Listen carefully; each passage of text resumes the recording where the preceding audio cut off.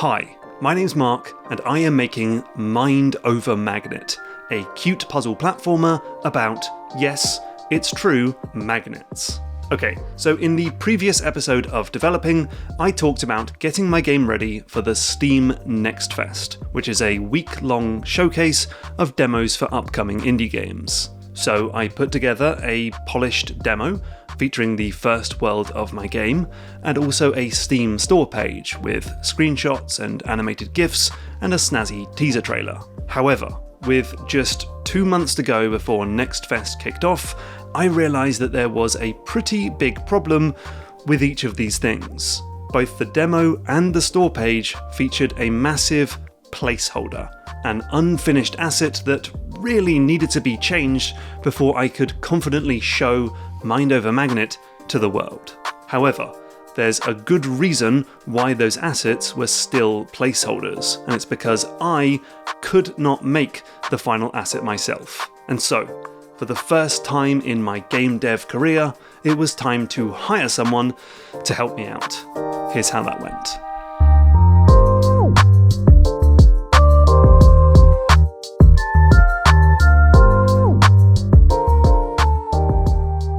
Okay, so basically everything in Mind Over Magnet is made by me. I've done all the writing and programming code, all the artwork and animation, and all of the game design and level design. Okay, sure, some stuff has been made by other people. Some super smart folk on the GMTK Discord have contributed chunks of code when I've gotten stuck on a programming problem. Also, I got my dad to create a 3D animation of a giant robot arm so I could trace over it in pixel art and pop it in the background of World 4. Oh, and all of the sound effects are from, still not a sponsor, Epidemic Sound. Plus, I could not make this game without the help, advice, feedback, and bug reports from my many playtesters, nor the financial backing of my patrons. Here's a shout out to the 180 new people who have joined the campaign since the last episode of developing.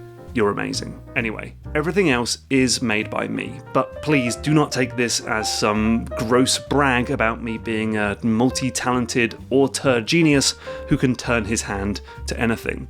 In truth, I'm a pretty average programmer, writer, designer, and artist, and the game would frankly be much better if I hired someone to make, well, pretty much every part of the game, which makes me wonder why I exist. What am I contributing to this? Let's park that existential crisis to one side. Anyway, the whole point of developing was for me to see every part of this process up close and first hand, to see what it's like to code a jump arc, or to draw out a tile map, or to film and edit a trailer, or to design a bunch of puzzles, all so that I can share that experience with you fine folk.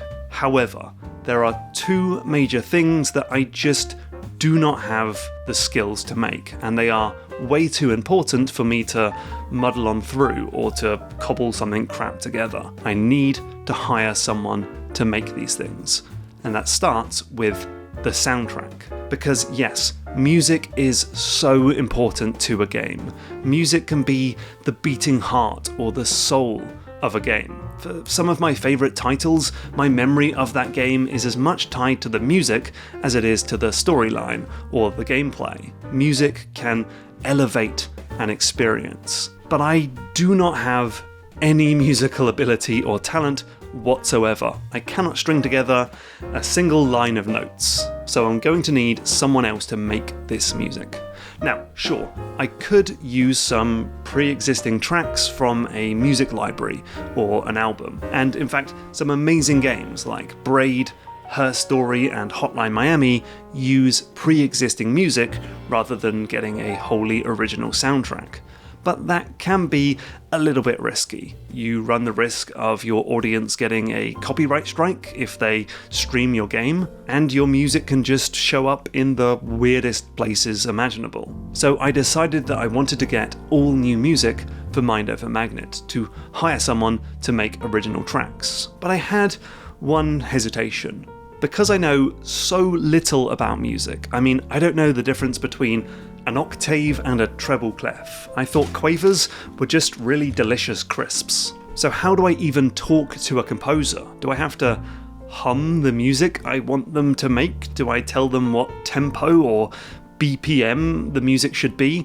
I really needed some advice. So I called upon probably the biggest expert in this field, Austin Wintory. Austin is an award-winning composer behind the soundtracks for games like Journey, The Pathless, and Stray Gods, plus loads of other games and movies.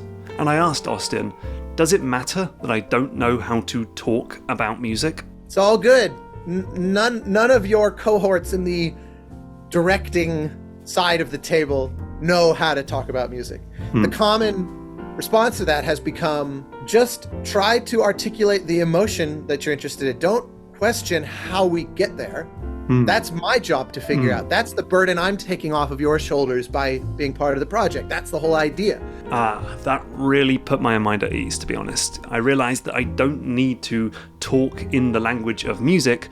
I just need to talk about the creative vision for my game, the feeling, the emotion, the vibe I'm going for, and then let the composer translate that into beeps and boops.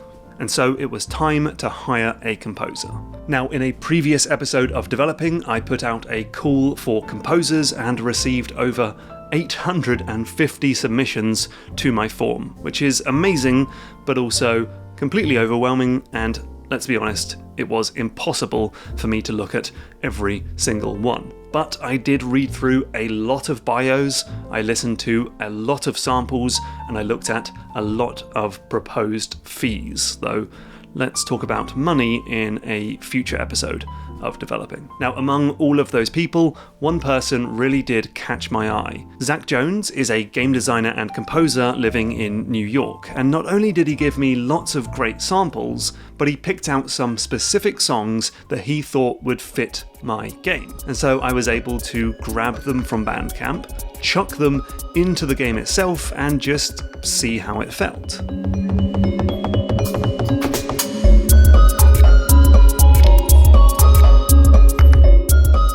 Yeah, not perfect, but definitely along the right lines, and it gave me confidence that Zach would be able to make great music for Mind Over Magnet. Now, I'll fast forward through the next bit. We got on Zoom, we decided to work together, and then I had to write a contract.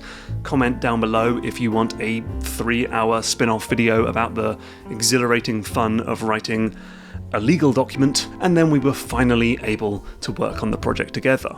And I started by telling Zach what I wanted for the music for World 1. I said, World 1 is a sewer system. The vibe is slightly mysterious and spooky, but with an air of hope and excitement. Perhaps you could incorporate or take inspiration from sounds of running water, dripping water, rats, chains, etc. And then, a little while later, he came back with this.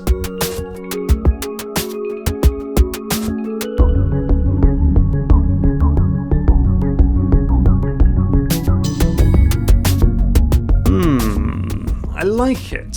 I do like it, but it's not quite right. But then I remembered something else that Austin told me, that making music is actually a very iterative process. I often will say, assume that what I send you first is not going to be it, because how we'll get it is in the iterative process of you reacting to a piece of music, and I just come up with literally anything.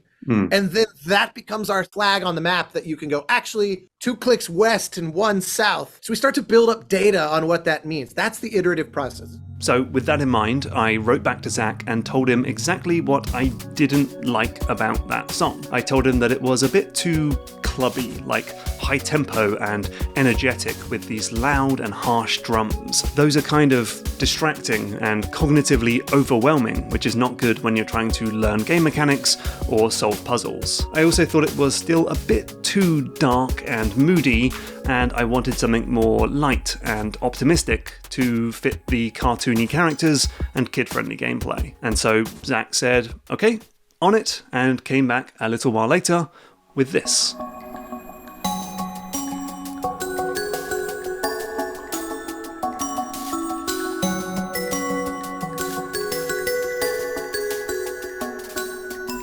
Yes, that is perfect. That, as they say, slaps. I mean, these headphones aren't even plugged in, and I can tell you this music is great. This is exactly what I was looking for. It's moody and evocative, but there's still an air of hope and fun and playfulness. And it has a great beat, but that blends into the background, letting you focus your mind on the puzzles. This version was just great. I had, as they say, no notes, and so it just went straight into the game. And now I simply could not imagine this game without this wonderful music.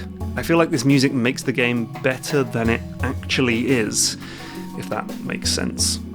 And so this process was a huge lesson for me. I learned so much about collaborating with other people. I mean, for one, I realised that I don't have to make everything myself. It's okay to let other people into the creative process, and they will surely contribute something better than I could ever make for myself. Number two, I don't need to be able to speak the same creative language as an artist. I can just tell them what vibe I'm going for, and it's up to them to translate that into music or artwork or whatever. And three, they're probably not going to get it perfect the first time they do it, and that is just okay. Make sure you bake revisions into your contract, give as clear feedback as possible about what you don't like, and then hope that they'll get it on the second, third, fourth or fifth time. And so this experience was invaluable, and it really helped me when I was trying to commission something for my other placeholder, the Steam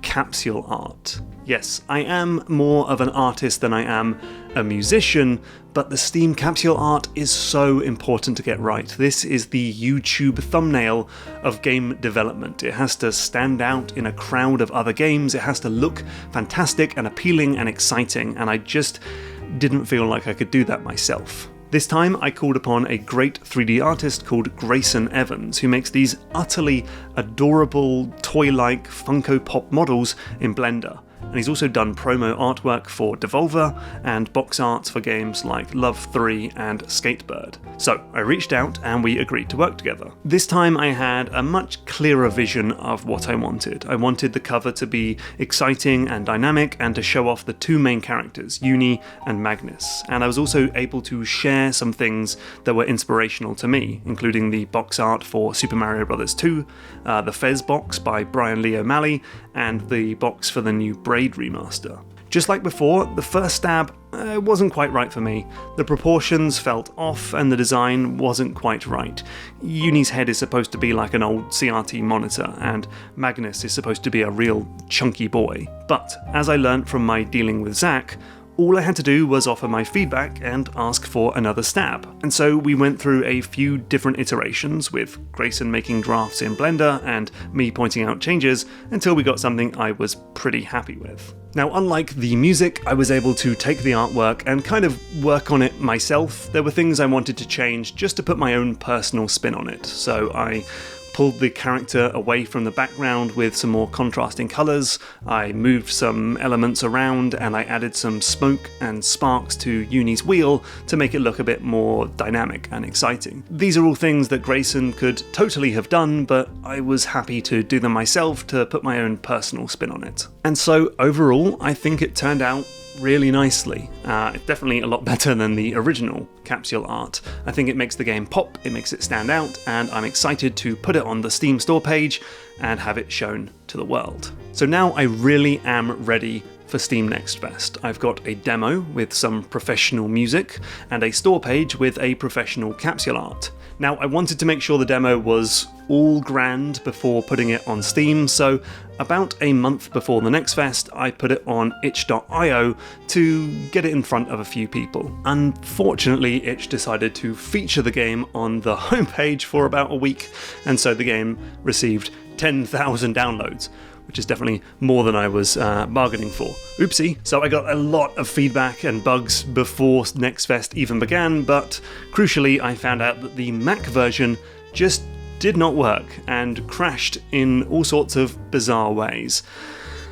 I don't quite know how to fix it, and so decided to just focus exclusively on Windows for the Next Fest launch, and I'll look into Mac and Linux versions for the actual game launch. Sorry about that.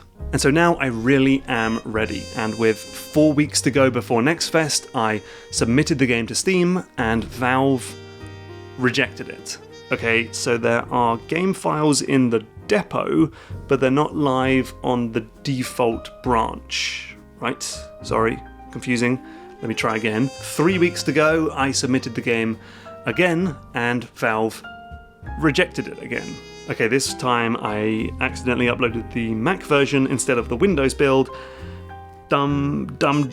Okay, let me change that. 2 weeks to go, I submitted the build again and failed again 3 times in a row. Is Valve gonna send me a t-shirt or something for that? Okay, so this time I had set the launch option to be mindovermagnet.exe, but I didn't mention that the exe is in a subfolder called mom demo, and so the Steam client can't find it.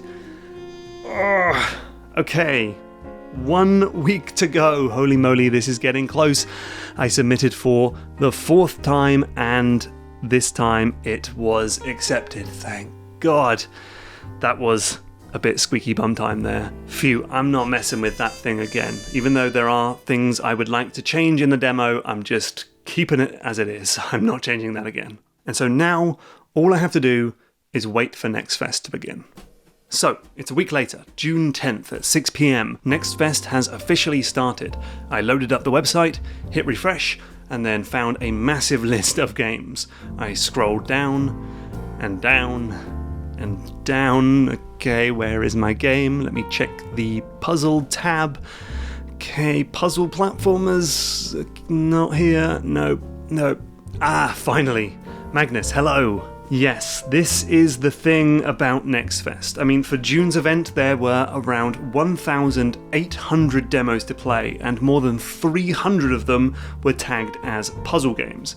And so, in a crowd of Tactical Breach Wizards, I Am Your Beast, a Riven remake, a Ranger, and a new Crashlands game, it's pretty hard to stand out, and it can feel pretty demoralizing to see your game hidden underneath a massive stack of, let's be honest, much better games. So, did anyone play my game? Well, actually, yes.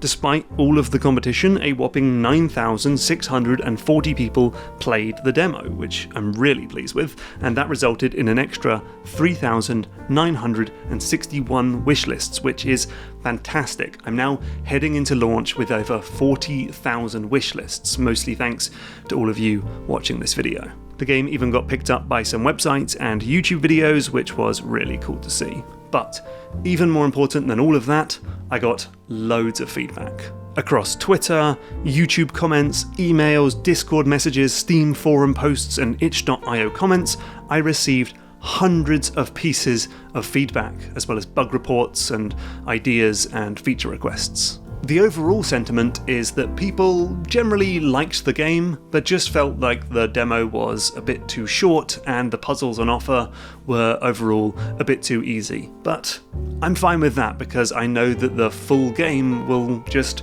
naturally address both of those problems. Now, in terms of the more nitty-gritty feedback, well, I created a spreadsheet where I could list every piece of feedback that I received. I could then file it into a category like bug or idea or accessibility.